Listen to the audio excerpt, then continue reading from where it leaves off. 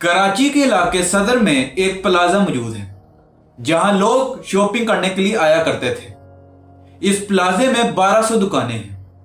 यहाँ ये प्लाजा कराची को अरबों का मुनाफा देता है। एक दिन ऐसा क्या हुआ कि जिस प्लाजे में हर वक्त शोर और हलचल होती थी, वो एक दिन खंडरात का मंजर पेश कर रहा था और वहां से चीखों की आवाजें आ रही थी। और जिस प्लाजे में 16 एग्जिट पॉइंट हैं, उस दिन सिर्फ 2 ही क्यों खुले हुए थे। आज हम इसी के ऊपर यानी सहाना गुल प्लाजा पर बात करेंगे।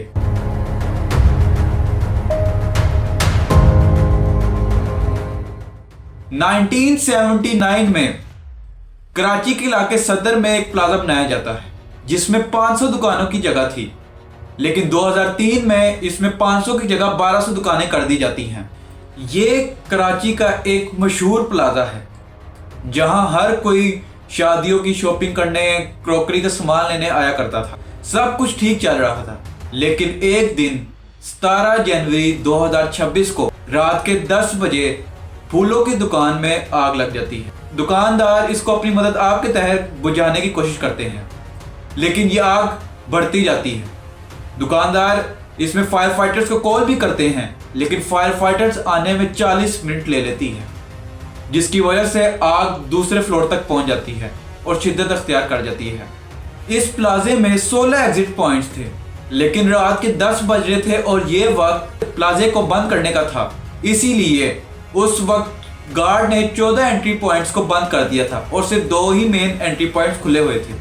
जिनको इन एग्जिट्स या एंट्री पॉइंट्स का पता था वो वहां से निकल गए, लेकिन बाकी सब प्लाजे में ही फंस गए। कुछ लोग छत से टाप कर दूसरी बिल्डिंग में चले गए और बचकर वहां से निकल गए, लेकिन बाकी अंदर ही थे। खिड़कियों पे ग्रिल लगी हुई थी, जिसकी वजह से फायर फाइटर्स को ऑपरेशन में और भी मुश्किलात का सामना था।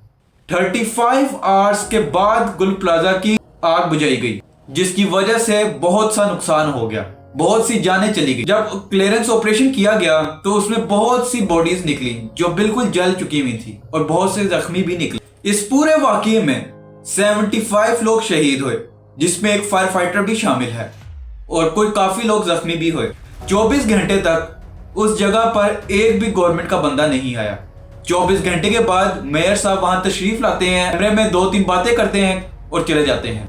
इसके अलावा कुछ भी नहीं होता। हालांकि इस टाइम गवर्नमेंट को चाहिए था कि अवाम के साथ खड़ी होती। लोगों का अरबों का नुकसान हुआ। कुछ रिपोर्ट्स के मुताबिक 3 अरब रुपए का लोगों का नुकसान हुआ है और कुछ लोगों के तो घर ही उजड़े। गवर्नमेंट ने 1 करोड़ रुपए अनाउंस किया है हर दुकानदार के लिए और कहा है कि दोबारा प्लाजा बना के देंगे इसमें। चले देखते हैं, मैं भी इधर ही हूँ, आप भी इधर ही हैं, क्या होता है। क्या इस दफा इनको ये प्रोवाइड की जाएंगी या हमेशा की तरह यही कह दिया जाएगा कि आप लोग सवाल इस तरह पूछते हैं, इस वजह से इस शहर में काम नहीं हो सकता। इश्तियाल अंगेज गुफ्तगू होती है ना, उसी की वजह से बदकिस्मती के साथ हम मामलात को रिजॉल्व नहीं कर पाते। इन्होंने इस शहर का बेड़ा गर्क करके रख दिया है। इतना खूबसूरत शहर कराची है, जिसको कभी सिटी ऑफ लाइट्स कहा जाता था। आज उस शहर में आपको सब मिलेगा, टूटी हुई रोड्स, कूड़ा, डकैती, चोरी, सब मिलेगा, लेकिन एक चीज नहीं मिलेगी, वहां की खूबसूरती। इन्होंने सत्यानाश करके रख दिया वहां का। सिर्फ इनको फिक्र है तो अपनी कुर्सी की। आए दिन वहां से कोई ना किसी वाकये की रिपोर्ट आ रही होती है। कभी बच्चा नाले में गिर जाता है, कभी कोई किसी को कुत्ता काट लेता है, कभी कुछ। डंपर ट्रक वाले बाइक वालों को मार के ले जाते हैं, कोई एक्शन नहीं लिया जाता।